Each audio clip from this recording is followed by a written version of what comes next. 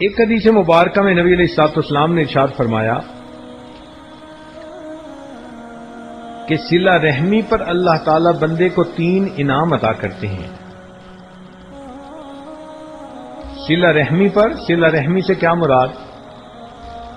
کہ بہن بھائی آپس میں اگر محبت پیار سے رہیں، کوآرڈینیشن کے ساتھ رہیں،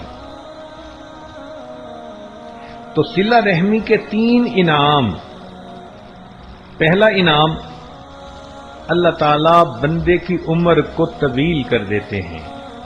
لمبی عمر عطا کرتے ہیں۔ دوسرا انعام، اللہ رب العزت اس بندے کے رزق کشادہ فرما دیتے ہیں، کھلا رزق عطا فرما دیتے ہیں۔ صلہ رحمی کرنے والے کو کبھی بھی رزق کی تنگی میں اللہ نہیں ڈالتے، کھلا رزق دنیا میں عطا فرما دیتے ہیں۔ اور تیسرا انعام کہ صلہ رحمی کرنے والے کو اللہ تعالیٰ بری موت سے محفوظ فرما دیتے ہیں۔ تو موت بھی کلمے پہ نصیب ہو گئی، مال میں بھی برکت ہو گئی، عمر میں بھی برکت ہو گئی، تو بتائیے کہ اس کے علاوہ بندہ اور کیا چاہتا ہے؟ اکثر ہمارے جو مسائل ہیں یا صحت سے متعلق، یا کاروبار سے متعلق، یا دین سے متعلق، تو تینوں مسائل کا حل صلہ رحمی میں۔ جب عمر طویل ہوگی تو اس کا مطلب یہ کہ صحت اچھی ہوگی، جب رزق کشادہ ہوگا اس کا مطلب کہ قرضوں مرضوں سے جان چھوٹ جائے گی،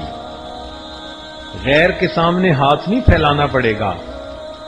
اللہ تعالیٰ لینے والے کی جگہ بندے کو دینے والا بنائیں گے۔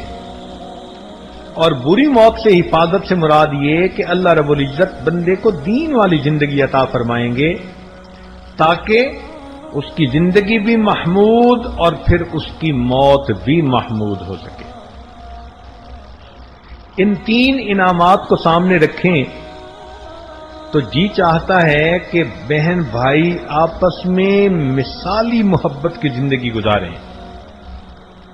گھر میں بچوں کو یہ حدیث پاک سنائیں اور اس کے فائدے ان کو کھول کھول کر بتائیں کہ دیکھو تم آپس میں جھگڑتے ہو،